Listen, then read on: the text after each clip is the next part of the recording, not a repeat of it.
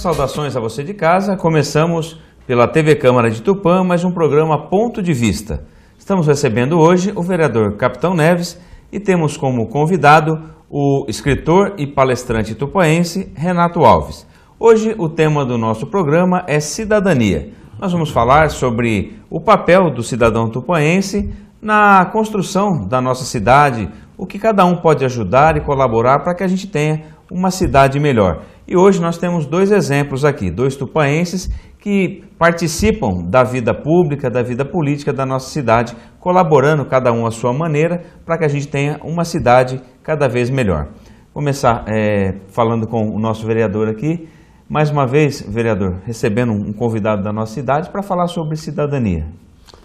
Muito obrigado a todos aí, obrigado Rogério, Renato por ter aceitado o convite, é uma oportunidade muito grande, né? Até como o nosso amigo Rogério falou, tupaenses, né? Isso bate naquela tecla, né, de que a gente não escolhe um local para nascer, mas você pode optar e escolher uma cidade para morar. Às vezes as pessoas têm uma dificuldade de entender que quando você escolhe um local, você aceita defender a sua cidade. E nesse momento aqui, nós estamos aqui com o nosso amigo para falar sobre aquilo que é bom para a nossa cidade, aquilo que é bom para o cidadão e principalmente aquilo que é por Tupã, porque como nós temos aí defendido um lema, nós temos um lema aqui no dia a dia da nossa comunidade e agora como vereador eleito pelo cidadão tupaense, de estarmos todos juntos, todos por Tupã. Então, é um prazer receber o nosso amigo Renato aqui, que tem um nome nacional e internacional, e com certeza ele vai transmitir e passar para nós tupaenses, de acordo com o o Rogério falou, me sinto tupaense, com certeza, vai passar algumas informações e alguma vivência, porque quando se divide o que a gente sente, o que a gente compartilha, a gente se sente o prazer de dizer que eu sou brasileiro e que eu sou tupaense. Renato Alves, seja bem-vindo à TV Câmara. Obrigado, é um grande prazer poder colaborar com a nossa cidade, com o nosso público, né, e trazer um pouquinho de informação, né, desse trabalho que eu faço, que é viajar o Brasil, nessas palestras, os lugares que eu percorro, sempre tem alguma novidade que pode ser agregada aqui ao nosso município.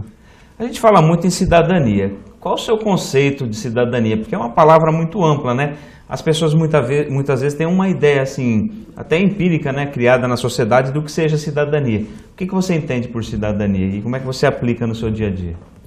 Pois é, eu estava até pensando, né, hoje sobre aquela velha frase que muita gente diz quando quer passar assim, um conceito de honestidade.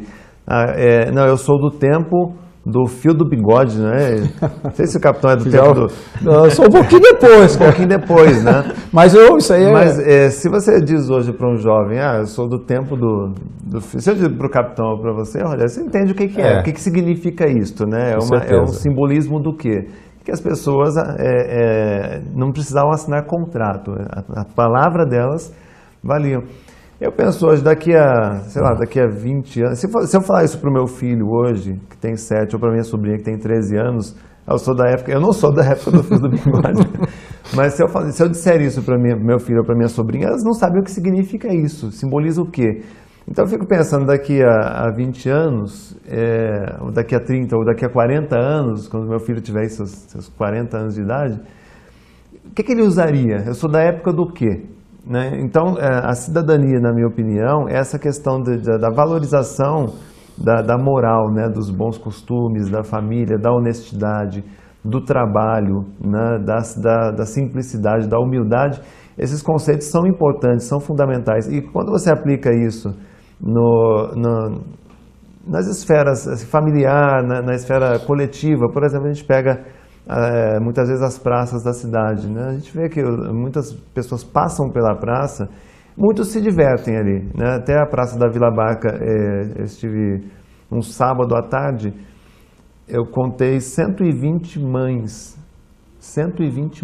na Praça do Universitário. Só tinha eu de homem ali, as mães e crianças.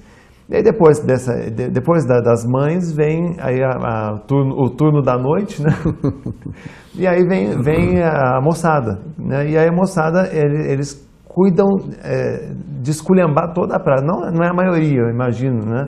Mas uma parte deles, eles esculhambam toda a praça, bebem, quebram vidros.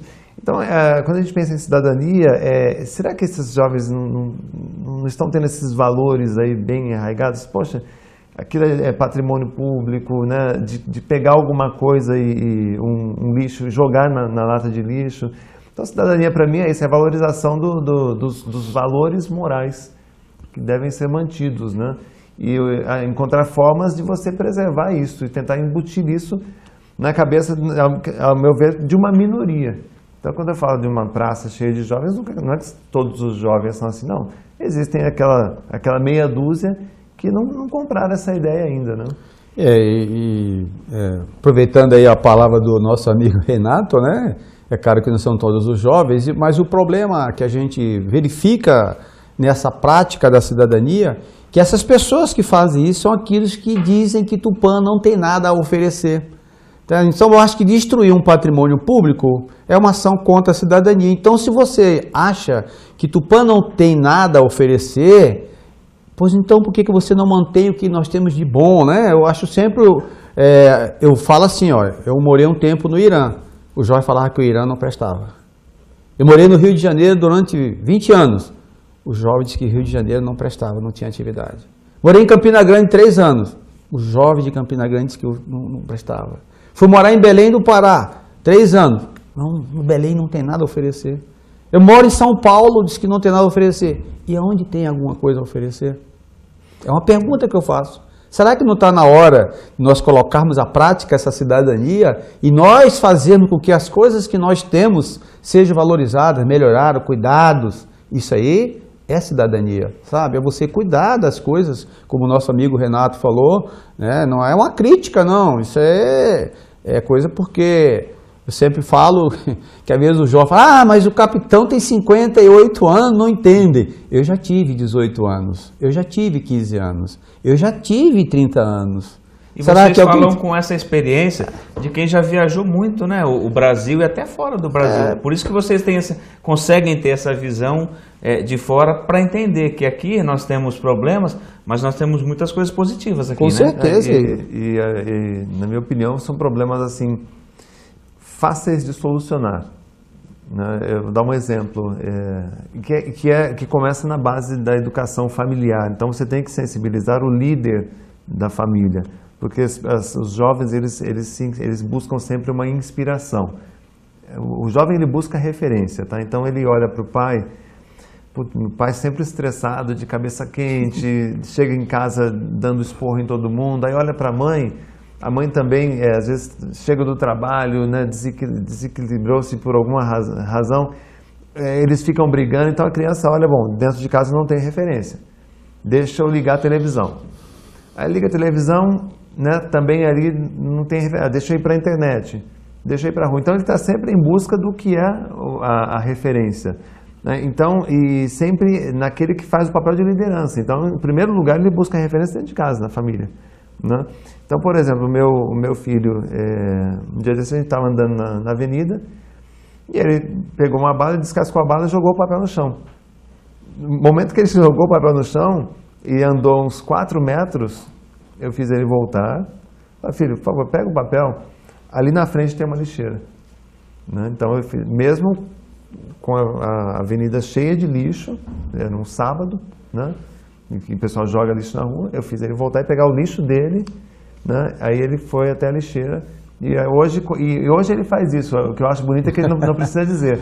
Quando ele descasca uma bala, alguma coisa assim, não tem, ele põe no bolso o lixinho, e aí na hora, quando você ele cria um hábito, né? Passou um valor. Isso, então você passa pelo exemplo, você não precisa dar uma lição de moral, né? Porque ele já viu eu fazendo isso, né? Às vezes eu vou na praça, enquanto ele brinca, eu vou catar lixo, né? Então, esse tipo de... Então, um bom exemplo, você não precisa... Ensina pelo exemplo. Isso, você não precisa... Porque a criança, ela está o tempo todo olhando, observando. Se você perceber, os olhinhos dela estão ali. Se ela não está olhando para você, ela está com o ouvido totalmente ligado no que está acontecendo. Então, você não precisa dar uma lição, né? Basta você fazer e ela vai... Opa, aquele ali... Ele é o líder. Ele está fazendo uma coisa legal, vou acompanhar. Agora, vocês dois têm uma experiência, assim... com essa questão da cidadania bem forte, né? O capitão é vereador, mas ele tem uma outra experiência quando ele tentou da primeira vez, né? E não conseguiu se eleger, mas ele persistiu, é vereador. Você tentou, né, Renato? É a primeira vez, né? Eu queria que você falasse dessa sua experiência. O que te levou a ser candidato a vereador? Né? Você é uma pessoa muito conhecida na cidade, tem muitos amigos, está sempre participando de todas as atividades. Agora, a vida pública, né? O que te levou a buscar esse espaço na vida pública? O que você achou que você poderia contribuir para a nossa cidade? Eu percebo muito, Rogério, a vida pública, né? A administração pública, eu tenho o olhar do empreendedor, porque eu sou escritor, mas sou empresário também, sou dono de editora, de cursos. Então, a maneira como eu cuido da minha empresa, a preocupação às vezes de sair e apagar uma luz, de você ver, poxa, a temperatura está legal, não é necessário ligar um ar-condicionado, e você está sempre administrando o olhar do patrão, como se diz, né, que engorda o gado ali, os porcos. Esse olhar cuidadoso que a gente tem que ter com a gestão empresarial, eu percebo isso também na administração pública. E o papel do gestor, do empresário, do presidente, é o papel do executivo, né, do prefeito. E os vereadores, na minha opinião, eles funcionam como um conselho, um grupo de conselheiros. Então, eu vejo muito essa questão do papel do vereador, né, e do prefeito. Quer dizer, o prefeito coloca uma questão e são 15 cabeças pensando.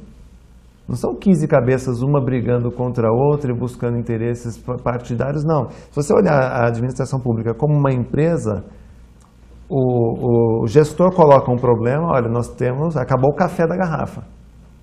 Aquelas 15 cabeças vão pensar em soluções, juntos, vão pensar em soluções. Não vão ficar, olha, eu acho que deve colocar chá. Não, o problema é que falta café, a gente tem que repor o café. Então vamos pensar juntos. Então são 15 cérebros, são 15 mentes ali dedicadas a isso. E o que me levou a tentar ir para a vida pública, ser um político? Que eu poderia implementar esse tipo de ideia, de mentalidade, de ideologia. Poxa, vamos trabalhar como uma empresa. Nós somos 15 pessoas, nós fomos eleitos, nós temos capacidade e vamos pensar juntos em soluções. Né? E não criar algum tipo de briga. Não, é como uma empresa mesmo. Olha, o presidente tem um problema, vamos pensar juntos numa solução, chegar num consenso para resolver este objetivo aqui, esse problema. É assim que eu vejo a vida pública. O que estraga às vezes é a política. Mas a política, né? Levar para a conversa política e você distorce totalmente o objetivo final, que era encontrar soluções. Então a gente tem um problema grave, na minha opinião, que é essa questão dos jovens, vai na praça, fuma maconha, briga e tal, a gente vê camisinha. Poxa, vamos juntos pensar numa solução para isso. Né? Então são 15 cérebros ali pensantes, não são 15 pessoas, 15 indivíduos, não, são 15 pessoas com uma responsabilidade, buscar soluções para a cidade. Então tem que pensar, eu penso como um conselho, são conselheiros, né? São pessoas que vão legislar, vão achar o caminho. Agora, se tiver uma briga, um individualismo ali, não chega assim em lugar. É como uma empresa. A empresa não avança, né? E como é que foi essa experiência de andar pela cidade? O capitão, eu já conheço o capitão já há muito tempo, né? Antes dele ser candidato, a gente conversa muito.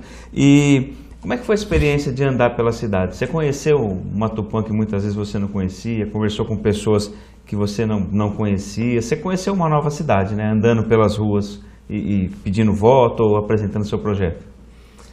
Eu tenho uma característica muito introvertida, né? Embora seja palestrante, eu sou introvertido, né? Então, para eu sair para bater na palma de uma pessoa, bater palma na casa de uma pessoa. É difícil, não é? Muitas vezes, né, tem que pedir um voto, né, se apresentar.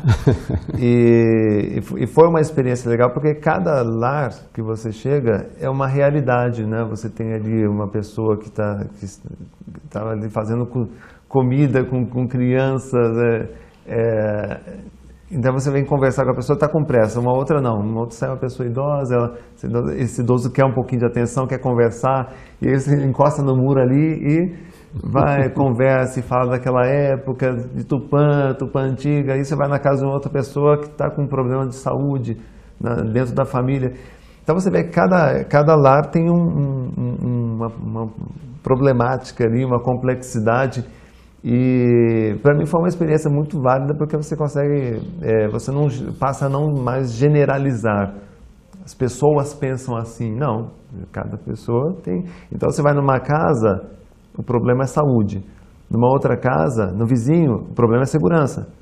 Numa outra casa, o problema é o meio ambiente. Numa outra casa, né? Então não é todo mundo daquela região pensa da mesma forma, né? Então por isso que eu acho que o poder público tem que conversar com o indivíduo, tem que ouvir, tem que criar canais para que as pessoas consigam falar com... Alguns queriam te ouvir, outros queriam falar, outros queriam desabafar. Muitos queriam falar, exatamente. Acho que a oportunidade que a gente teve como candidato foi de poder ouvir o que as pessoas estavam a fim de dizer. Capitão, e essa experiência do senhor também? Porque mesmo numa segunda campanha, o senhor passa por isso também, né? Com certeza, e aí mais amadurecido, né?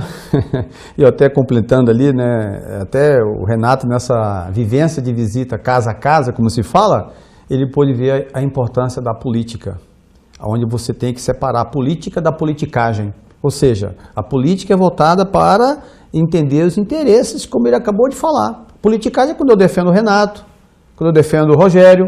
Isso não é política. A política é quando se defende, como ele falou, você, vereador, é um conselheiro que não tem que pensar num buraco de rua, e sim aquilo que pode não ocasionar esse tipo de buraco. Por isso que eu digo sempre que a política, ela está envolvida em tudo que você faz na vida.